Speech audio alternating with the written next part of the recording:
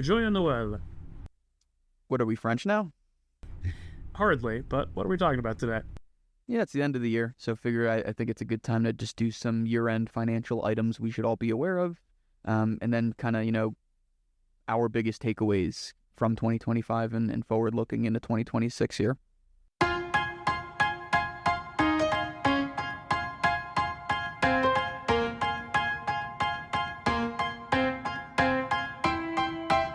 Welcome to the Science of Wealth, where we discuss the science behind financial planning and the art of learning and applying it. Okay, year-end recap. We're doing the Spotify Wrapped of podcasts. That's your favorite. I don't mind it. It's a neat little feature. So let's just start off with actual financial planning items prior to the end of the year that we could still take advantage of and we should be aware of and make sure we're firing on all cylinders on and still have the time to do something about. So I think first things that kind of come to mind for me, we've been talking about with clients tend to be things like employer funding of sponsored plans, things with portfolios, contributions to accounts, Roth conversions, charitable donations and giving. Anything you want to expand on there or things you think I'm missing? Just do all of that. Sounds like a terrific list of things to make the end of your year work out really well. All right, easy enough. Great. So nothing to add there? No, just a couple things. On charitable, I think the biggest thing that we need to talk about or think about is just charitable bunching. One big beautiful bill passed this year, and that really has changed the name of the game for charity. So quick recap of how it works right now and how it's going to work starting next year. Right now, to get a benefit from charity, generally speaking, you need to be an itemized filer. This means we need to be paying, $20,000+ in taxes or other fees or expenses on the individual side, 30+ on the married side. And generally speaking, most people doing little gifts here or there really don't get any benefit out of it. There's some state level stuff. There's child tax credit things and whatnot here in Colorado, but just generally speaking, it's not really that big of a deal for a lot of folks. So right now, for a lot of people to get the benefit, they kind of got to be itemized filers anyway. We're financial planners. We work with a lot of itemized filers. So the big difference now that we have to look forward to going forward is that starting in 2026, your donations will have to exceed 0.5% of your adjusted gross income. So you're making, let's say, $300,000 as a household. You would have to donate at least $1,500 before you were able to deduct anything from it. Conversely, if you're a standard deductor, historically you've not really gotten any benefit for it, but going forward for individuals, you can get a charitable donation deduction for $1,000 or up to $2,000 for married couple without having to itemize. So that puts some emphasis on doing a lot of big gifting this year if you're an itemized filer instead of breaking it up year over year over year for the next couple of years. And if you're a standard deductions person, kind of makes sense to wait till January. Sure. Yeah. That's pretty cool that standard deduction filers can probably get some sort of tax benefit for making those donations now. Isn't there also something I believe we talked about on the state level for Colorado that impacts charitable giving moving forward too? Well, so the bigger thing there is, for Colorado, and this sort of goes into the same categories, people who are likely to itemize versus do standard. Colorado did change their standard deduction system where if your household income is greater than $300,000, whether you're an individual or married, doesn't matter which, that your standard deduction starting next year essentially drops to nothing. It's essentially $1,000. So with that, that will still apply for standard or itemized. They're not just going to let people who itemize sort of mulligan their way around that. But Colorado does have some really generous terms around charitable gifting. They had a provision where you could donate up to $300 and get a deduction for it, even as a standard filer. And then Colorado has a very generous child tax credit charitable giving thing where essentially if you do a donation to a child supporting charities like orphanages, after school programs, early youth education programs, etc., essentially you can get your deduction plus an actual state tax credit. So it's really, really beneficial to donate to child related nonprofits here in Colorado. Cool. So sounds like charitable giving this year if you're going to itemize moving forward, and if you're taking a standard deduction might make more sense to wait till next year. I know that's a specific call out from the big beautiful bill that was passed earlier this year. Are there any other legislative items from that bill that kind of come into effect next year that we should be aware of here?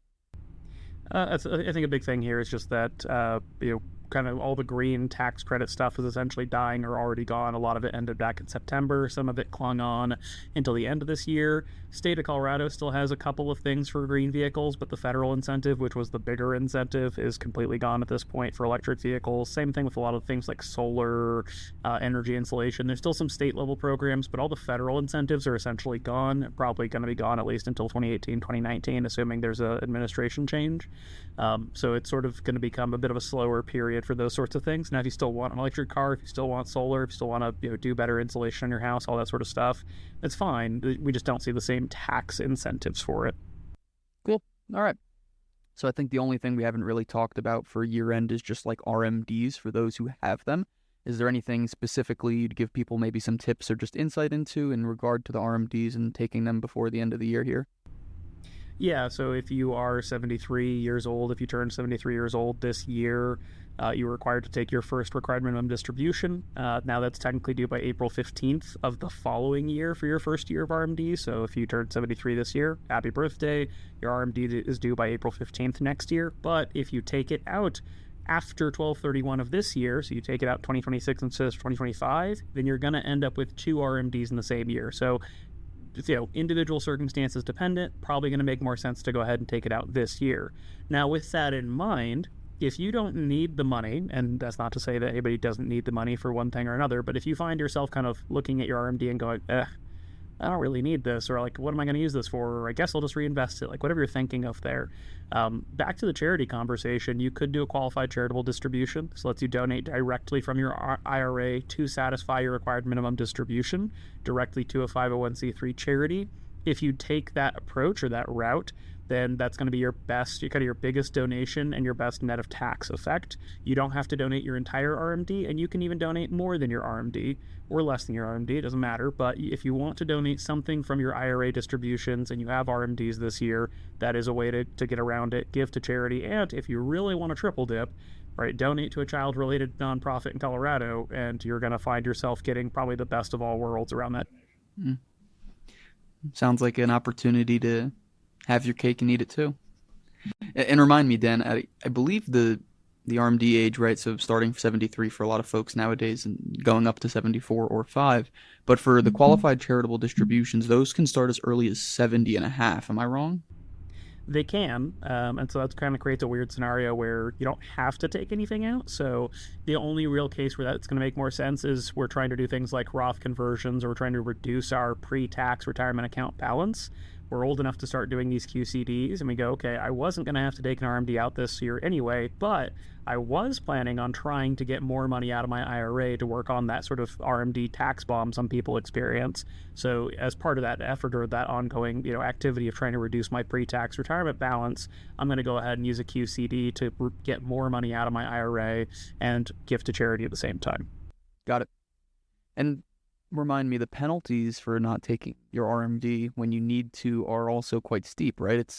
I believe they changed it recently. It's what, a quarter of the RMD you missed plus still taking the RMD? Yeah, you still have to take the RMD, you still have to pay the taxes, you lose the QCD opportunity for that particular year because you can't mulligan it back with a QCD after the tax year is over. The penalties are not as bad as they used to be. It used to be 50%, now it's 25%. I'll also say in practice, I've seen a lot of clients come in who missed an RMD or didn't take an RMD, right? And these are cases before we were working with them, but like, oh gosh, I didn't do that last year, oops. Or, they show up, to become clients of the firm really, really late in the year, and they might move their IRA over to us or something like that, but there's been some communication challenges and they haven't told us whether it's been handled or they thought it was handled, but it wasn't. All of that to then say, I've seen a lot of first-year RMD mulligans out there. There is a form you can submit that you can submit to the IRS, essentially stating like, hey, I did not take my RMD. I am now taking my RMD. Please give me a pass on this. I've never seen the IRS enforce that excise tax. That's not to say they won't. Talk to your tax preparer, take your RMD on time anyway. But if you do miss it, particularly on a first-time miss, particularly in your first year for RMDs, it seems like the IRS is predisposed to be a little bit generous about that. Yeah, knock on wood. Let's hope they keep it that way. Done. So those are like the tactical and more technical items before year end. But there's also some, I think, softer, less quantitative things that can happen before year end, right? So like this time of year, we tend to see a lot of family, right? Have those conversations with some family members maybe that we don't have every week with our friends and people we might live closer to. So, there's kids, there's parents, and by me seeing all these folks in one place, there might be some great opportunities for some lovely conversations around money. We've mentioned and talked about before how kids specifically learn from what you tell them about money, but they also learn from the things that they see and observe. And this is a unique time of year, right, where they might observe a lot, whether it's gift giving or, getting gifts for people. Is there anything you'd want to mention here in regard to like good things that you have the opportunity to teach them this time of year versus maybe some of the things that are wise to avoid or that you might not even realize they're picking up on? I mean, I think there's sort of the obvious, positive human spirit things here, right? Being generous, right? Giving to charity, volunteering time, being part of your community. I think those are all, very positive things that I think people are predisposed to do during this time of year anyway. I think some things to avoid, or at least be a little bit more conscientious of.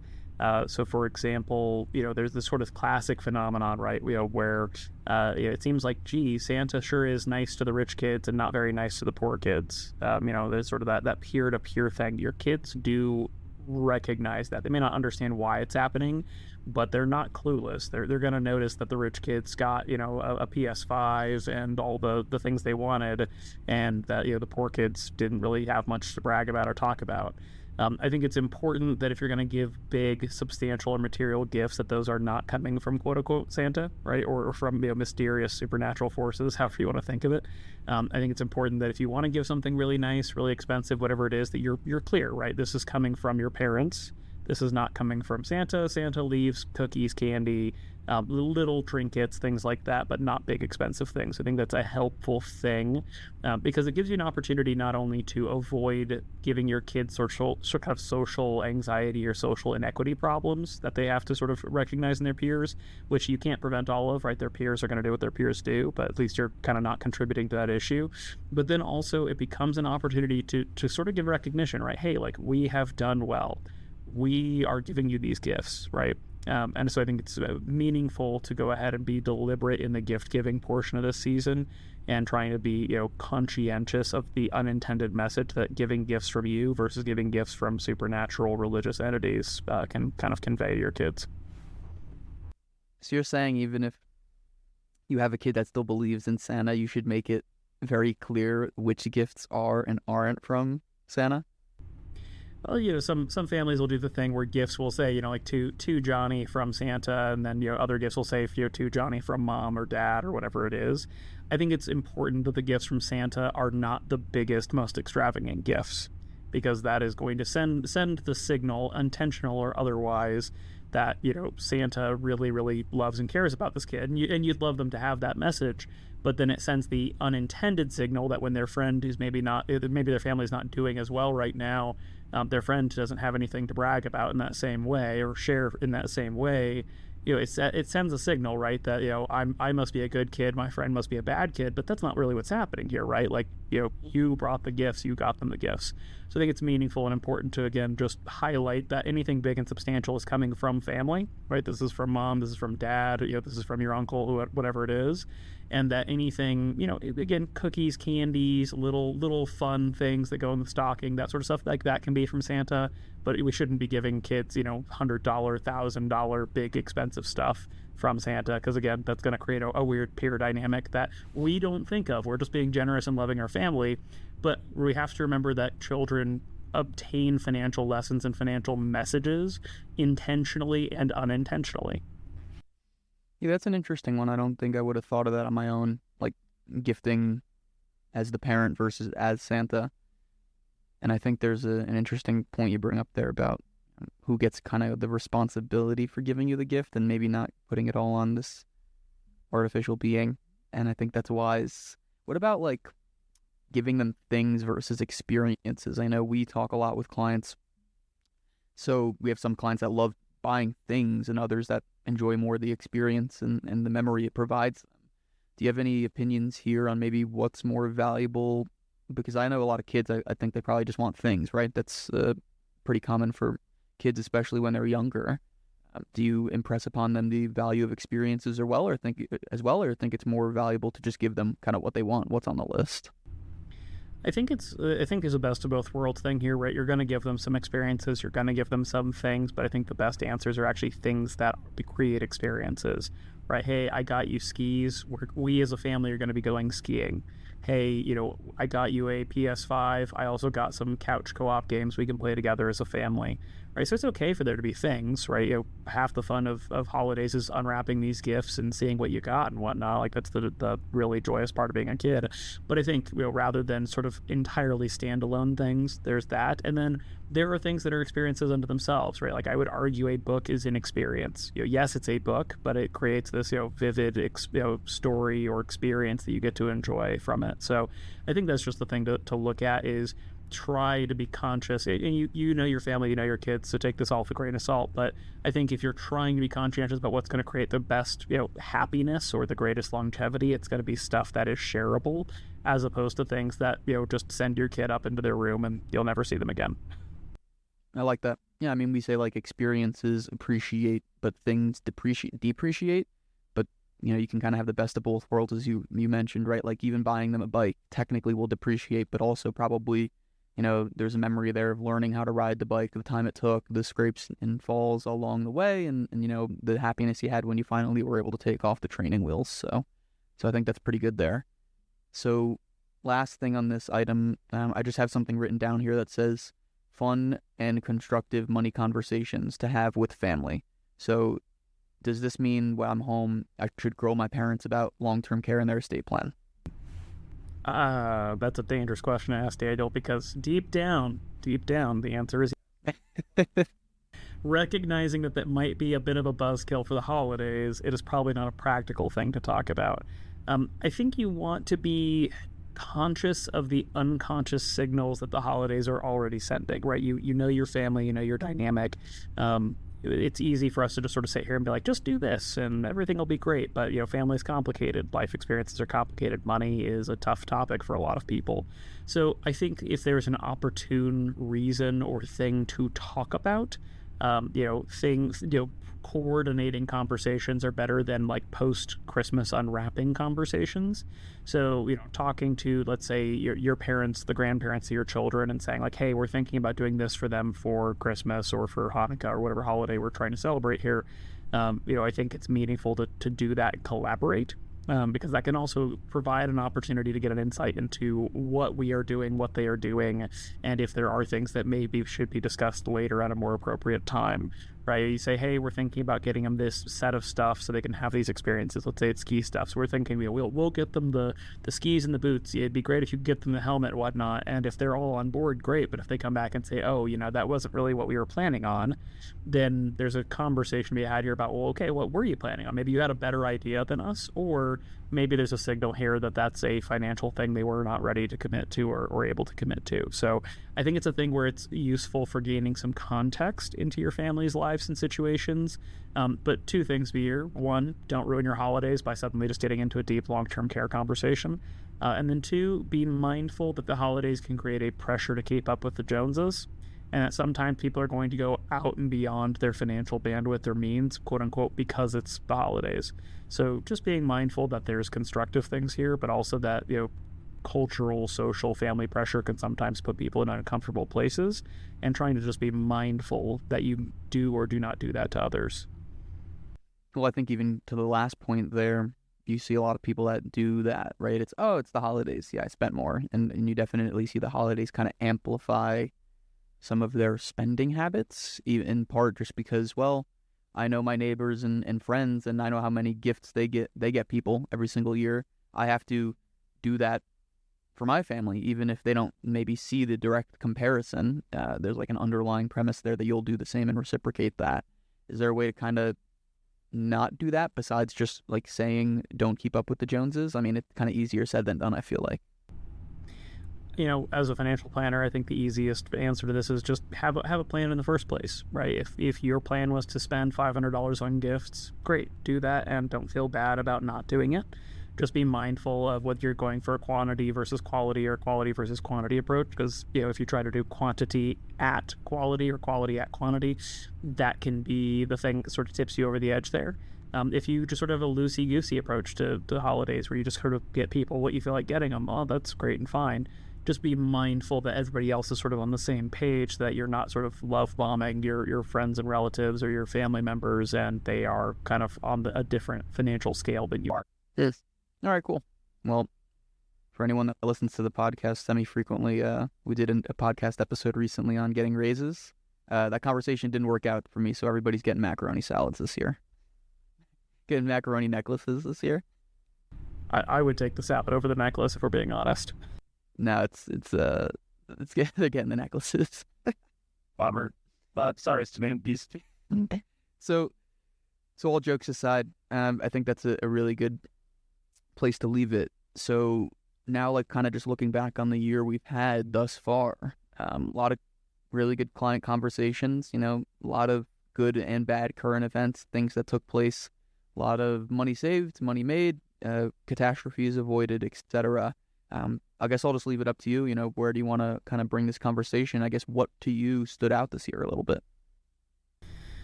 I think it's a lot of different things. I think the most obvious thing is just what is on clients' minds. What conversation trends have we had throughout the year? I think early in the year we heard a lot of concern about the change in administration, right? What that meant for domestic policy, international policy, finances, markets, all of that stuff. It did not help that we sort of had the tariff issues pop up early in the administration, where the market suddenly dropped, 10% in a week, and that scared a lot of people. That conversation has sort of eased off. I think people have sort of gotten used to the administration, used to the conditions. And some people, to be perfectly fair, right, are on the other side of the conversation and like, I think it's all great. So all that said, right, some people didn't have a care in the world. Some people, it was a source of really deep anxiety. It feels like those conversations have become less frequent as the year has gone on, but that was something that was really, really predominant early on. Today I think we're in a little bit just sort of the new normal as you get to, throughout every presidential administration and congressional administration and so on. So I think that's sort of the most obvious thing, is that there was a lot of anxiety this year, and it seems to have tapered off reasonably well. But hey, it's something that I'm sure is still on some people's minds. Oh, it's definitely still on some people's minds. But in regard to the tapering off, do you think that's literally just because, like, we've now accepted the new norm for close to a year at this point, and things kind of just settle down a little bit and we become comfortable with that? Or do you think it's something deeper than that? I think there's two things to this. One is that you do just become comfortable to it. I think the other thing, and this is going to sound a little bit hyperbolic, so take it for what it is. But there was a video from a legal channel I watched the other day that just highlighted, here are the 200 crimes the administration has committed. And just went for 45 minutes, just sentence by sentence by sentence, and then they did this, and then they did this, and then they've done this. Some people listening are going to roll their eyes, but crimes, it's sort of overstated. Some people are going to be like, oh my gosh, 200, wow, I had no idea it was so many. I'm not really here to make a comment on that, but I think, there's a thing where you can become inoculated to anything that happens enough, right? You live by train tracks, Daniel. I'm sure the first night you were like, holy shit, there's trains that go by here. This is nuts. I'm sure today you don't even notice. So I think it's just this piece where it doesn't really matter whether it's good or bad or what the source is or whether you think it's valid or not. There's just a thing where, anything that is a stressor the first time is probably the worst stressor that it is. You can kind of escalate or kind of build up, but the longer something goes on, the less it becomes noticeable to you. Do you think there's a planning lesson in there somewhere? Something along the lines of, don't make long-term decisions based off short-term events or something? Like, what do you think there's something we can learn from that there with clients? I mean, I think you just highlighted the lesson. It's sort of that thing of the classic Benjamin Graham thing about Mr. Market, right? And for anybody who's not familiar, Mr. Market is just a reflection of the news about the market. Mr. Market's this caricature of a person who just shows up at your house every single day, screaming, "Oh my God, you've got to buy, you've got to buy, you've got to buy," or the very next day, "Oh my God, you've got to sell, you've got to sell, you've got to sell." And the whole point here is that you can emotionally latch on to any specific current event. It can be political, it can be economical, it can be environmental. But the problem is, the market is not that interested in singular events, right? It is a mechanism for the aggregation of positive or negative sentiment about the future value of the collection of companies and organizations that make up the market. So in that context, it's something where it's easy to see a problem in current events and go, gosh, maybe I should do something about that. But it turns out just sitting back and letting things run tends to work best. There are definitely short-term events, right? Back to tariff stuff. If you knew the tariff stuff was going to happen a week prior, you would have done really well to just get out ahead of it and then to buy back in, a week into it, because it turns out that was about when the bottom hit. But it's something where, nobody has a functional crystal ball. And in that respect, understanding human limitations, it turns out everybody who just stays invested long-term does just fine. It's the people who get, reactive, who look at current events and go, gosh, this is a reason to do something, that often end up being worse for it.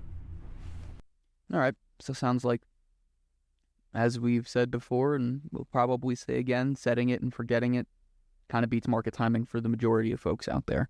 Are there any other more tactical planning items or strategies this year that now in hindsight we realize maybe worked better than expected, or just kind of reinforce the principles we already have?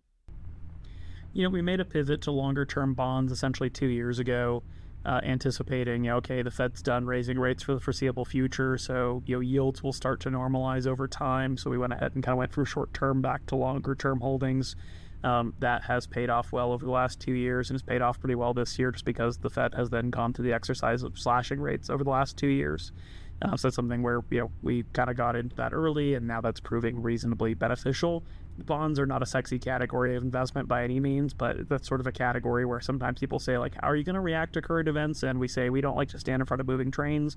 We don't want to hold long-term bonds when rates are going to go up. We don't have any benefit really from holding short-term bonds when we think rates are going to go down. And so it's sort of a very slow-moving tactical orientation, but that has worked reasonably well this year. I think also reshopping insurance has been a remarkably big thing this year. We typically try to do that with clients every year. Most years after the first, kind of re-implementation, people are pretty comfortable for the time being, but we've seen a lot of changes in the risk marketplace, not just here in Colorado, but, around the country. A lot of costs are going up. You're seeing homeowners go up. You're seeing auto go up. There was tort law reform here in Colorado in the last year. So now liability costs and umbrella costs are going up. So, for a lot of people who've been sort of apathetic, it went up 2%, it went up 3%. Suddenly they're seeing these 10, 15, 20% increases.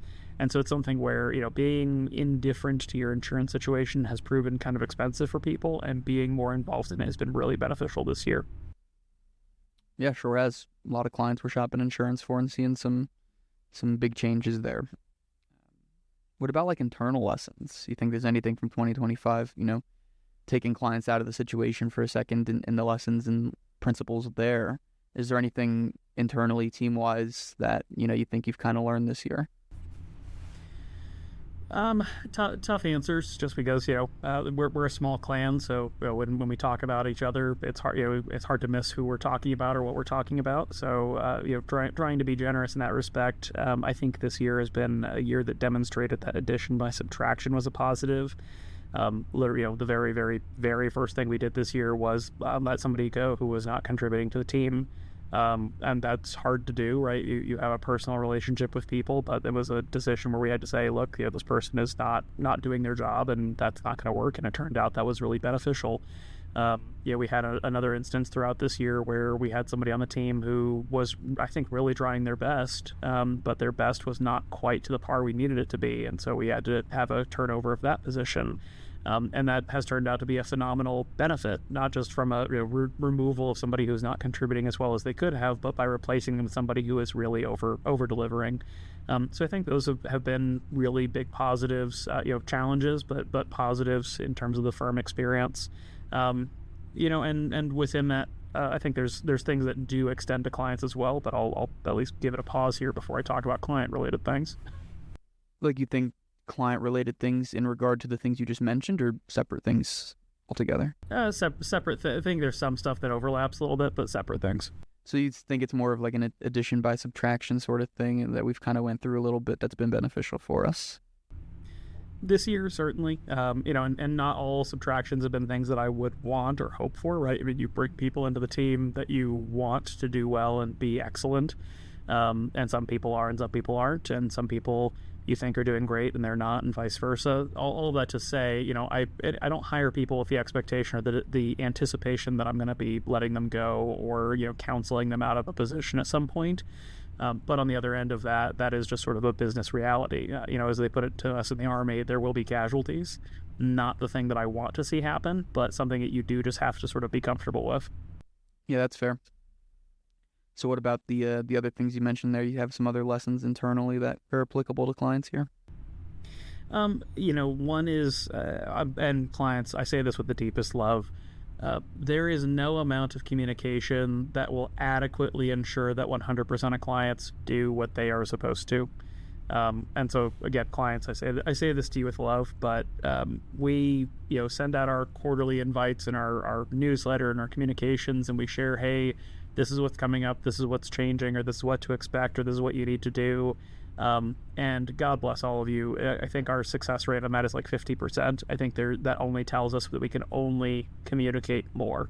We can only try more. So something that we've done, for example, here in Q4, and Steph has championed this, and I think she's done a terrific job with it, is just proactively reaching out to people, a week prior to their quarterly and saying, hey, just so you're aware, we still need these things from you. And, it's funny, right? Because from our perspective, you all the clients know that you need to do these things because when you scheduled your appointment, you acknowledged that you needed to do these things.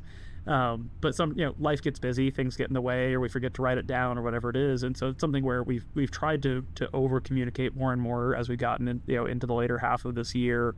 And I think that's been beneficial, but that's certainly a lesson is it doesn't matter if somebody, look at sort of that SpongeBob meme where, the guy's like, you see this, I see this, and you agree about this, I agree about this.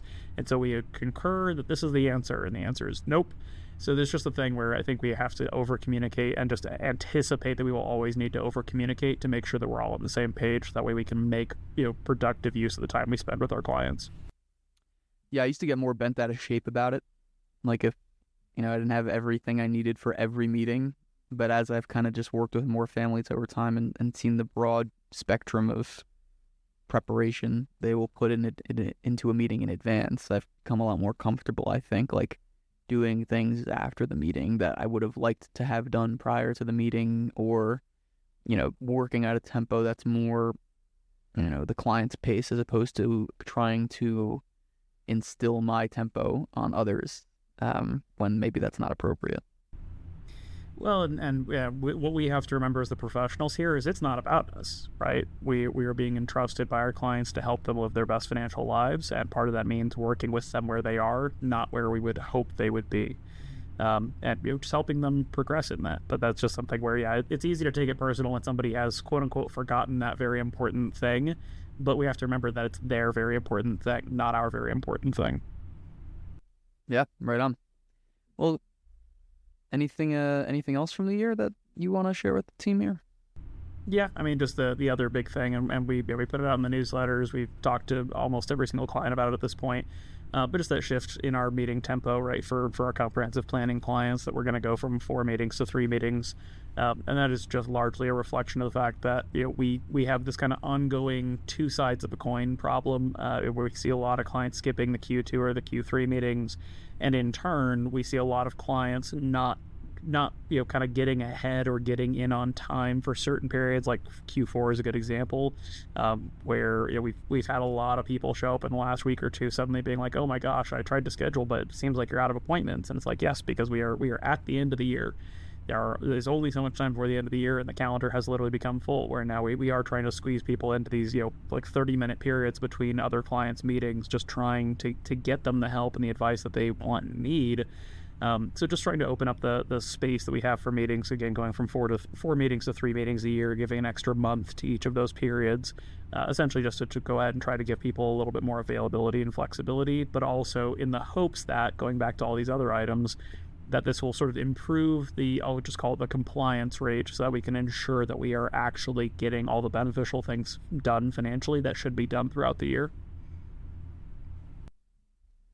All right. Well, I'd say my last topic is just like, things maybe we learned from the year and what we're looking forward to moving forward. So I guess I'll just use the question you always ask me to start it off. I guess, what have you learned this year Dan? I think I've learned some sort of like personal or interpersonal takeaways that aren't really like scalable, not things that I can share here that would have any meaning or value to somebody else. But I think more than anything, it is just sort of this reminder of this, that you have to sort of have this keeping on with getting on exercise, that it's easy to wallow in something that didn't work out perfectly or that didn't come to pass the way you intended it to. It just kind of hyperfixate on that particular problem. But life is happening, right? Not just to you, but to everybody, and not everything is going to work out perfectly or align perfectly. This morning, I started my day this morning in the gym listening to a podcast, finding out that a good colleague of mine out in Oregon has cancer for the third time. Not something that was on my bingo card or that I would have wanted for her or wished for her, but something that I now just have to internalize. And that's not my burden. It's not my problem. It's hers, and I wish her the quick recovery and treatment and health. But it's just those sorts of things that pop up throughout the year, and that there's never really going to be a peacetime, right? We sort of have this hope or this dream that we're going to do everything the right way, or we're going to put in the hard work, and that at some point life is just going to smooth out for us. And it's just not really the case. It's part of why I think the value of financial planning always comes around to the activity of financial planning rather than the development of the financial plan. The difference between having repeated conversations and revisiting and rediscovering things versus, writing up one big fancy document saying, here you go. All of that to say, I think I knew all of that, but this has been a good year to sort of reinforce that lesson more than anything. Cool. Yeah, I mean, I think that's kind of how things go sometimes. Like, we might know it internally, but we haven't experienced it in a while and kind of forgot the message. And sometimes it gets reinforced and just brings it back to the forefront. And maybe it's not something new we've learned, but it's something we have internalized a little bit more. Yeah, and I think the biggest thing to just keep in mind is, perception is reality. Sometimes it's a curious experience to find out somebody else's version of that reality doesn't match with yours. But that's just something that you have to sort of deal with, right? We're all living our own lives and our own journeys in that respect. But I'll turn it around to you, Daniel, and I know I ask you, every week, every time we sit down, what have you learned this week? But looking back over the course of the year, what do you think your takeaways have been from 2025? I don't know. I'd say it's probably more along the lines of what you said. It's more like a reinforcing of things you might already innately know but haven't thought about in a while. Like the first is just like, as you mentioned, it's been not a chaotic year, but there's just been a lot going on. I think I've gotten more comfortable, just like, as you said, like there's never a time where it's all like peaceful, right? There's always like, you're always spinning multiple plates and that doesn't like go away. I think I've just gotten like way more comfortable doing that and just been like, oh yeah, no, that's how it is. And like, just because you have bad days don't make bad weeks don't make bad months, and bad months don't make bad years unless you like let them. So it's like, yeah, okay, if you had a bad event, bad meeting, cool, that's a bad meeting. Like, that doesn't mean it has to ruin your day or bleed into personal relationships once you leave work, or just because you had a crappy day doesn't mean you have to have a crappy week or a crappy month, and it kind of keeps going. Let's see, what else? You can just like do things. That's like one of my favorite, like me and my girlfriend talk about that a lot. Like, it's not even a quote really. It's more just like a way of thinking. Like, you don't have to ask for permission. Like, you could just do things, and whether those like personal things in your life or professional things you seek out for, right? So like for me, big thing was like posting on social media this year. Like, you can just wait until everything seems perfect and ask for permission and give that permission to yourself, or you could just like do it, see what happens, and like whether it's that or applying to be on some of the committees for the FPA, or the treasurer for the chamber education committee. Like, you could just like do things, and there's nobody out there that is trying to give you permission for these things. You kind of just do them on your own. And then I'd say lastly, we kind of touched on it already. It's more just like being comfortable in the uncomfortable, or in a space where you're not 100% familiar with everything you're doing, but kind of having just the confidence in yourself to figure things out. Which isn't even really something I've learned, more just internalized, I think. Sure. Well, and I think at the end of the day, right, that's sort of the adventure of life. It's not a storybook, although it might read like one when it's all said and done. But you get to enjoy the bumps and travails and the highs and the lows, and hopefully the highs outweigh the lows. If we're lucky. Yeah. Well, as you like to say, not so bad if you like perfect. So what about 2026? Tell me something you're excited about as we look toward the new year here. And I think the most obvious thing is that we have new team members joining us, right? We're having somebody that's join us in January, expecting somebody to join us in June, and that's just something really exciting to look forward to. I've talked about it before and I've shared about it in various mediums, but I've always thought of financial planning, or as this financial planning firm, as being a bit of a teaching hospital, right? We want to give people the best possible service and experience we can, but we also want to make it a big portion of what we do here that we focus on developing the next generation. So we have to, anticipating the joining of 2, new future financial planners on our team next year, and I think that's the most exciting thing for me. Yeah, it's hard to beat. It's pretty exciting. I'll throw in there as well, just because I'm being reminded by the bumps and thumps underneath us. I'm not sure if it's making it onto the podcast or not, but we're also doubling the office space. So we're taking over essentially the second floor of our building as well, or the same portion of our third floor that exists on the second floor. So some more exciting things to look at and get to experience here shortly. Yeah, I'm looking forward to getting demoted to the second floor. I mean, you'll at least have a lot of room to practice your golf swing. There we go. What about for you, Daniel? What's the big thing you're looking forward to in 2026? I don't know. I think it's just laid a lot of groundwork for future success and momentum this year, whether it was, starting to be more engaged and responsible for the clients of the firm, or starting the curriculum for my CFP with the anticipation of taking it next year, or just embedding myself in the community and developing some of those relationships. I think this was a year of planting a lot of seeds that I'm excited to continue growing and working on next year. So hopefully passing the CFP, continuing to be impactful in the community, and just starting to see, I guess, more of the growth from the seeds that have been planted as we move into a number that has an even year on the end of it. So it makes me a little happier. Yeah, man, I'll say, right, back to sort of the teaching hospital thing, it's been fun to see you develop over the last year and a half, and I gotta say, I'm pretty darn excited for what's coming for you next year. Sweet, thanks. Oh, well, I'll say thank you as well to all our fun podcast listeners and audience and clients and friends and colleagues who listen to this stuff and hear us chat every week. This is going to be our final podcast of 2025, so I'll be back at the beginning of 2026 to sort of set the stage for what we're doing in 2026, but for everybody who listens to this before the New Year's, Merry Christmas, have great holidays, have a great New Year, and we'll see you in 2026.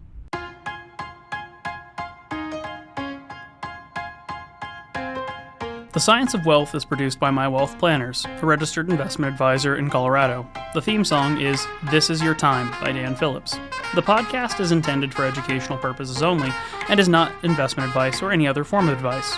Not all material discussed on the podcast is appropriate for every individual in every circumstance, so you should consult with a certified financial planner, tax professional, or legal professional as appropriate before attempting to apply any of the subjects, strategies, or tactics discussed on the podcast.